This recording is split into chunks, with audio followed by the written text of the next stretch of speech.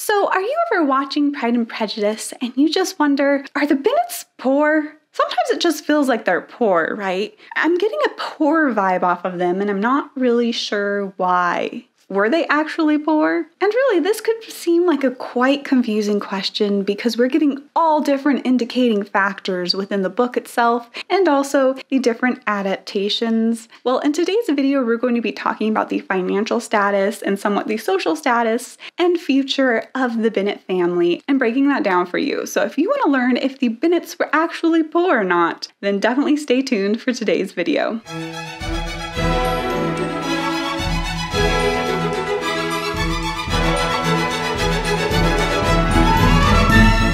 Ellie Dashwood, and this is my channel where we talk about history and literature. If you like either of those things, please subscribe. So first up, let's just answer this basic question of, were the Bennets poor? The answer is no, the family was definitely not poor. Their family estate Longbourn was bringing in an income of about £2,000 a year, which is a very, very, very good income for the time. In fact, they are part of that top social 1% I talk about in my video on Is Mr. Darcy Actually Rich? And they were part of this landed gentry class, which was also very high on the social scale. And they weren't at the bottom of that class either. Rather, they were more in the middle of it. And so they did have this really good income. And of course, when the question comes up of being poor in the Regency era, I feel like there's two different types of being poor. There is being actually living below the poverty line and being in the lower classes of society, such as coal miners or basic farm laborers. That's where we're actually seeing a lot of poverty, being poor. However, if you remember my video on the different social spheres about how there were these big spheres of society, you could be like upper class, middle class, or the poor, lower class. And when I call them the poor, I really mean the lower class. And within those spheres, there was the wealthy side of that sphere and the poorer side of that sphere. And so I feel like the second type of poorness that can happen in the era is somebody could be poor for their own sphere. They could be a poor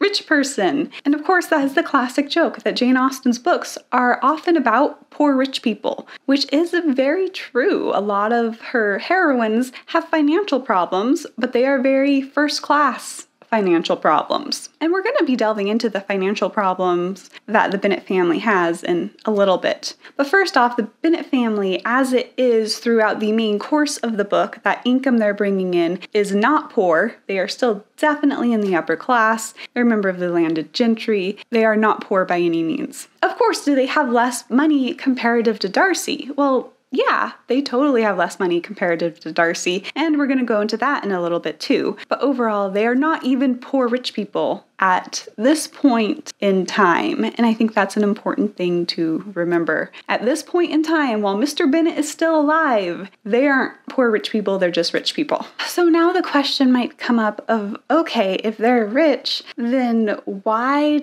do people in the book look down on them? Why is it hard financially for Elizabeth to find a husband? Basically, why are there indicators that there's something financially wrong with this family? And the answer is on a few different points. The first one, let's talk about social currency. So of course we have financial currency like actual money, and then there's something that was very important back in the day, sort of a social currency. And like I talk about in my video on 5 Pride and Prejudice Words to Know, basically connections or who you know and are related to were a major form of social currency. And you might be wondering, like, how is that a form of currency? Like, being related to people? And the answer is because during this era, relationships determined everything, such as what jobs you could get, what jobs your friends could get, what parties you were invited to, whether you could climb that social hierarchy even higher. Like I talk about in my video on why Mr. Darcy isn't a lord, if he had wanted to optimize his chances of being a lord, he would have needed to marry a peer's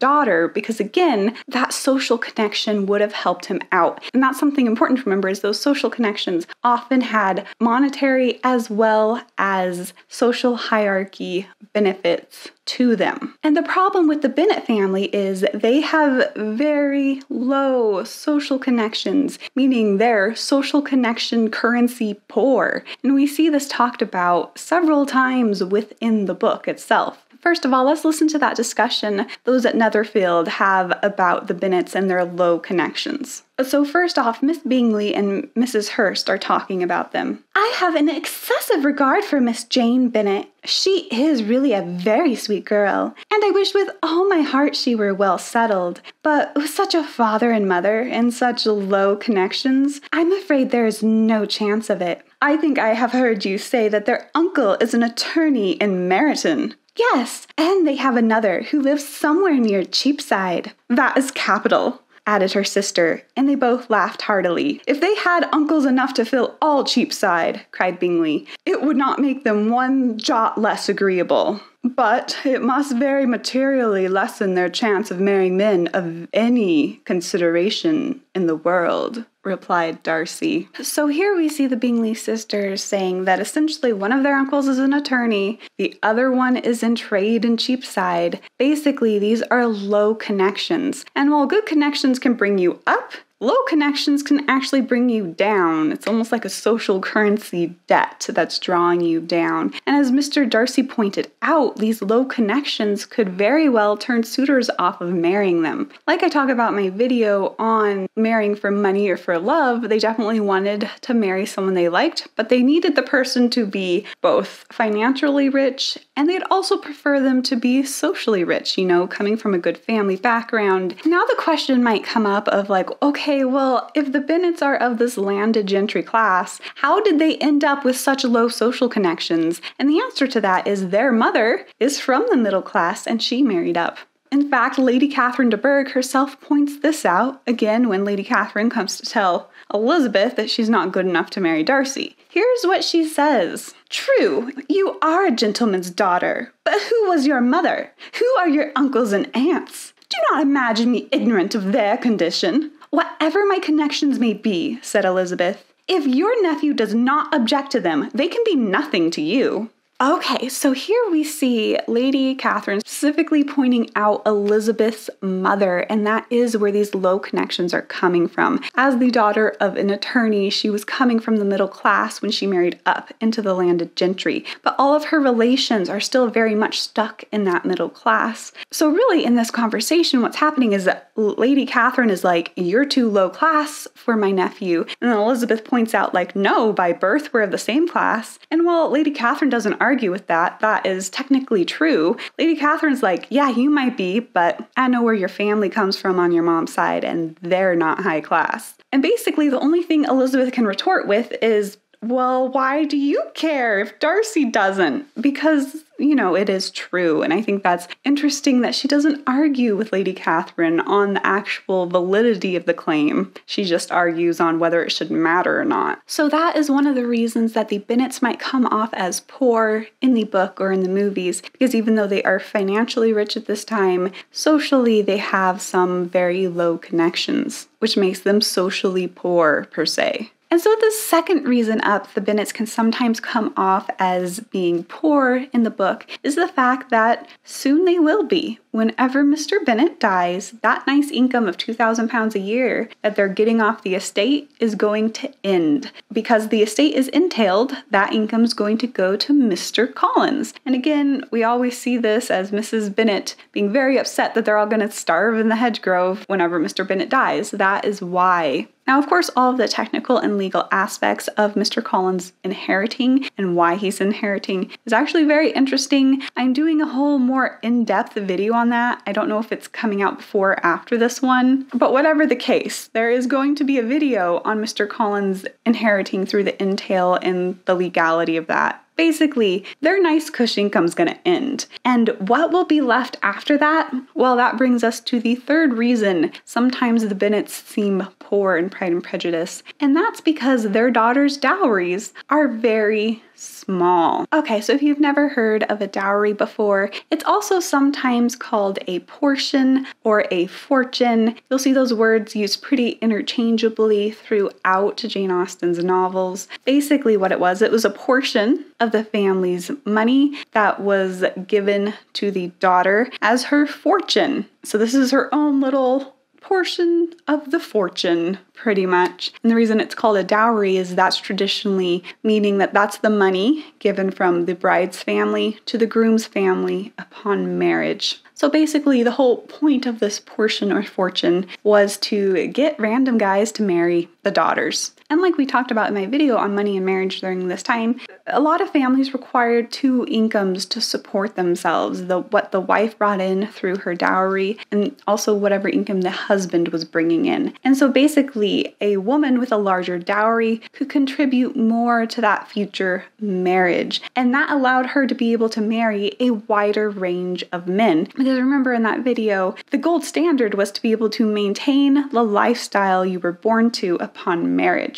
And so a girl with a bigger dowry could marry a man with a smaller income because combined they could maintain that lifestyle. But a girl with a really small dowry pretty much needed the husband to carry the bulk of the financial load there, and it would be harder to find a guy who could do that. And of course, also the daughter's fortune was helpful if she became an old maid, since what was usually done with a fortune is it was invested at an annual return of either 4 or 5% interest. What they would do is they would invest it and then they would live off that interest. So the ideal situation would be if a girl became an old maid, she could live off the interest of her fortune and that would be her annual income, pretty much. And that's kind of how dowries work in general. And of course, I've spoken about dowries before, like in my video on why are the Bennet sisters so poor? Which, since we're talking about dowries, I want to have just this quick note on how to spell dowry. There's actually 2 correct ways. These are listed in multiple dictionaries, the spelling both without an E and also with an E, such as you can see an example here from Princeton University's WordNet, where we have both spellings. I just wanted to point that out because the way I spelt it with an E in my video got so many comments where people were concerned about the spelling, but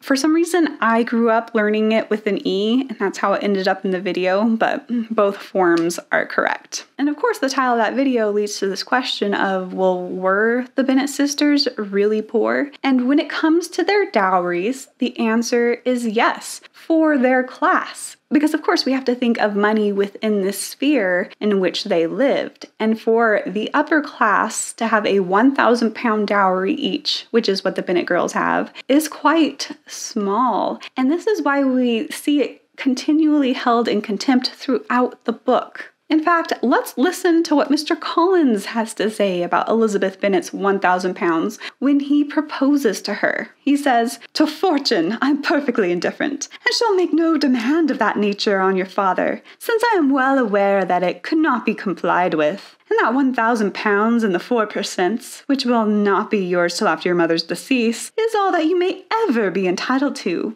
On that head, therefore, I shall be uniformly silent, and you may assure yourself that no ungenerous reproach shall ever pass my lips when we are married." So Mr. Collins is basically saying, you have a really tiny fortune, and I know your dad can't do any better, and it's invested at 4%, so that's only going to give us about £40 a year to add to our income, which is really tiny. But don't worry, I'm not going to be mean to you about that after we're married. Yeah, that's pretty much what Mr. Collins is saying here. So we do see this fortune is held in contempt. And it's so funny because then after Elizabeth rejects him, he brings up her lack of fortune again. He says, "And you should take into further consideration that in spite of manifold attractions, it is by no means certain that another offer of marriage may ever be made to you. Your portion is unhappily so small that it will in all likelihood undo the effects of your loveliness and amiable qualifications." That's right, he's like, your portion is so small that even if a guy liked you, he's still not going to marry you because you're not rich enough. Which is exactly what we see happen to Elizabeth when she is at Rosings. And essentially, Colonel Fitzwilliam lets her know in that roundabout way that,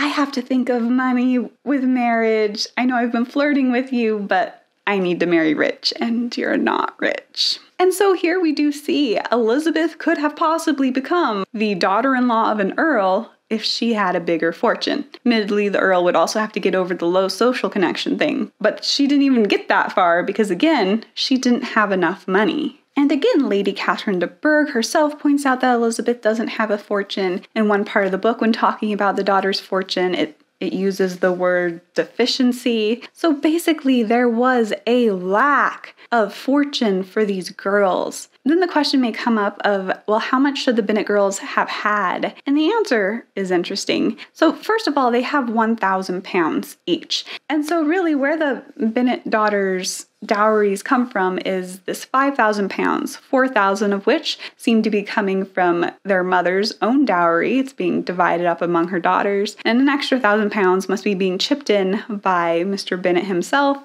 so that we have this £1,000 apiece situation happening among the 5 daughters. But according to tradition of the time, they should have had more. In fact, in the early 1700s, the basic dowry for a daughter was 1 year's rent income off of the estate the father owned. So their father has a £2,000 estate. They should each have £2,000 if this was like 100 years before Pride and Prejudice was set. By the Regency era, that had inflated up to 3 years' rent, which meant that 2,000 times 3 is £6,000. So each of the Bennet girls should have had a £6,000 dowry at least. Of course, if they had a bigger dowry, that would have been great. And this is something we see Mr. Bennet concerned over several times in the book, where he thinks about how he wished he had saved more money. He wished he had a son that would have been able to help them break the entail to get the daughters more money. He recognizes that his daughters have a deficient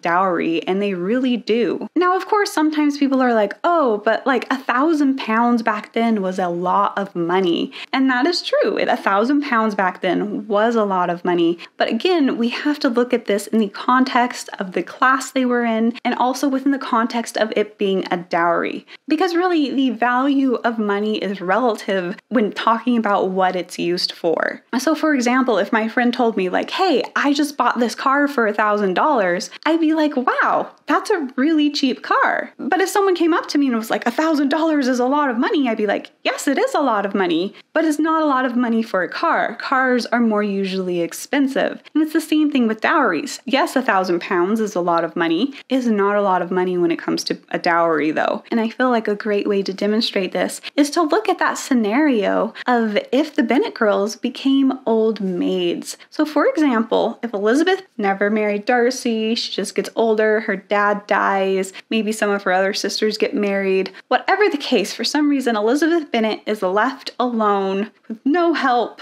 which would not have happened. Her sisters and her relatives would definitely have chipped in to help her in this situation. But let's just imagine for some reason it's not. And all Elizabeth Bennet has is this £1,000. Again, it is invested at 4%, so her annual income would be £40. Just for reference, £40 a year was the annual income of laborers in coal mines and migrant peddlers. That was how much they averaged per year. That's how much Elizabeth Bennet would have to live on. Her income level would literally be the same as the poor in the lowest sphere of society. And so when I say that the Bennet girls themselves are poor, it's true. Their dowries are not sufficient to keep them living at a genteel level. And not only that, but they would literally be making the same income as some of the poorest levels of society if they had to live off of that dowry. Meanwhile, contrast that with Emma Woodhouse or Georgiana Darcy, who both have £30,000. Invested at 4 or 5%, that would give them between £1,200 and £1,500 a year to live off of. That was the annual income as most knights at the time. So really, they would still be living a very comfortable, genteel lifestyle just based off of their dowries, even if they became old maids. Which, going back to this poor Elizabeth Bennet and her old maidhood idea, like I talk about in the video on social class with Elizabeth and Darcy being of the same social class, even if she did end up that poor, she would have still been treated like a member of the gentility because she was born into that class. And again, that's what we see happening with Miss Bates and Emma. She would just be experiencing extreme and downward mobility within her same social sphere, but she would still be within that sphere.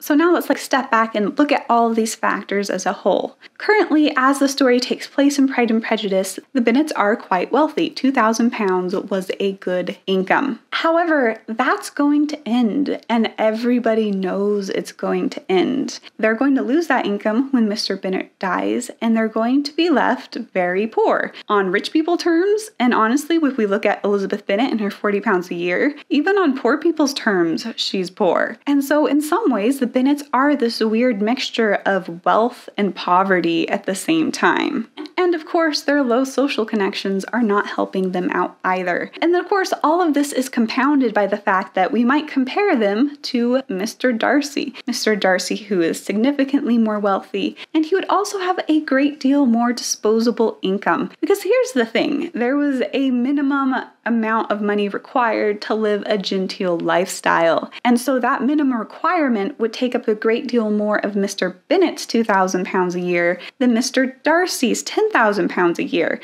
Proportionately, Mr. Darcy would end up having more disposable income on top of whatever his living expenses are to be able to do whatever he wants with and pretty much be rich and fancy. Meanwhile, the Bennets' income would be more taken up with the actual essentials of just living a genteel life. So overall, Mr. Darcy was significantly more wealthy than the Bennets, and that again can make the Bennets look kind of poor, but again, they technically weren't during the outworking of Pride and Prejudice's main story itself. Anyway, I hope this has cleared up any confusion over the income level of the Bennets in Pride and Prejudice. So let me know in the comments down below if you lived during this time period. Would you rather be a member of the Bingley family, the Darcy family, or the Bennet family?